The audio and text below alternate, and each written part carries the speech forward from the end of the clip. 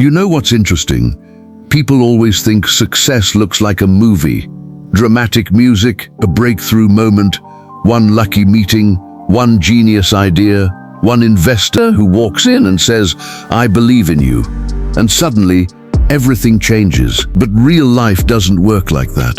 There's no background music when you're doubting yourself at 2 a.m., no audience clapping when you choose discipline over comfort, no spotlight when you make the small, boring decisions that nobody sees.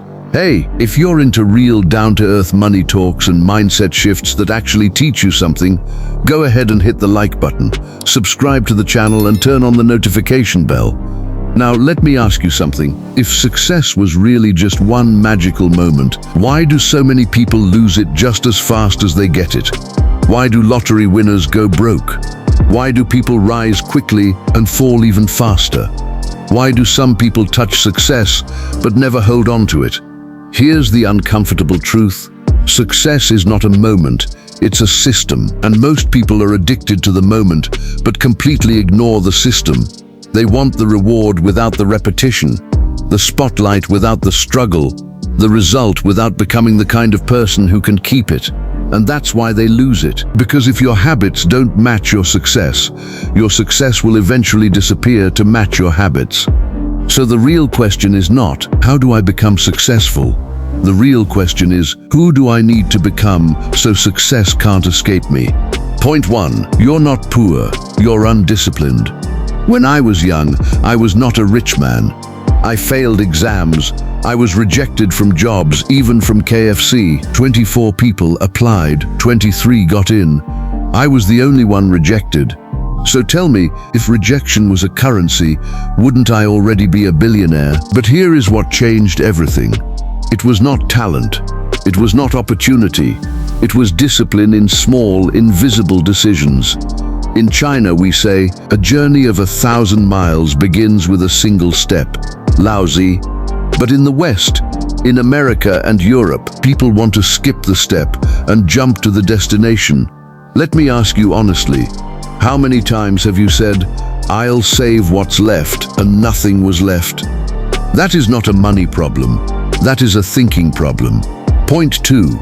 Pay yourself first or work for everyone else. When I started earning, I noticed something dangerous.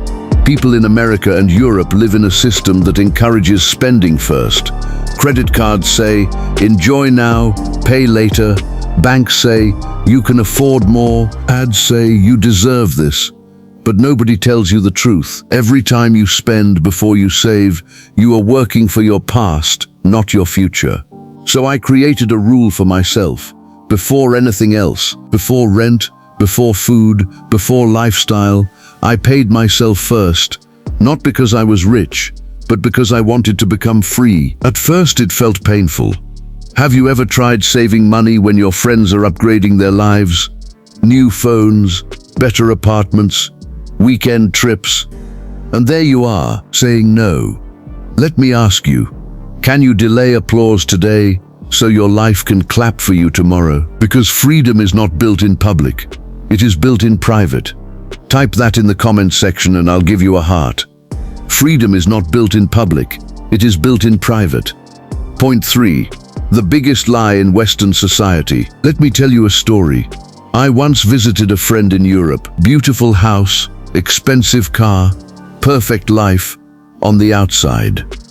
But when we sat down, he said something quietly.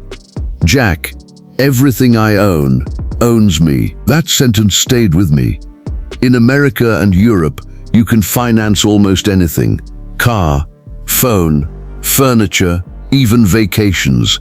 But think about this. If everything in your life requires monthly payments, are you living or are you renting your own lifestyle? I made a different choice. While others were buying status, I was buying time.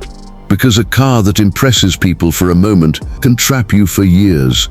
Let me ask you, would you rather look rich or be free? Because those two paths rarely meet. If you're getting value from this message and you want me to continue, like, subscribe and turn on the notification bell so you don't get to miss out on any of our videos. I drop messages like this daily to build your mindset and finances. Thank you. Let's continue. Point 4. The 1-month rule. I am not a perfect man. I like nice things. I like comfort. But I learned something about desire. It lies to you. So I created a simple rule. If I want something, I wait. 30 days, no exceptions. And something fascinating happens. Most desires disappear because they were never needs, they were emotions. In the West, entire industries are built on impulse. Supermarkets place candy at eye level. Online stores say only 2 left. Let me ask you, if you can forget something in 30 days, did you ever really need it?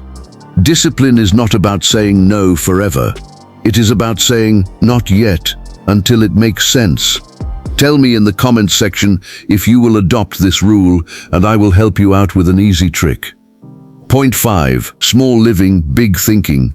When people start earning more, they upgrade everything. Bigger house, better neighborhood, higher expenses. But I asked myself a different question. What if I grow my income but keep my life simple? In America and Europe, housing is the biggest expense, and many people stretch themselves to the maximum limit. Why? Because the bank said they could. But let me tell you something important. The bank does not care about your freedom. It cares about your payments. So I chose differently.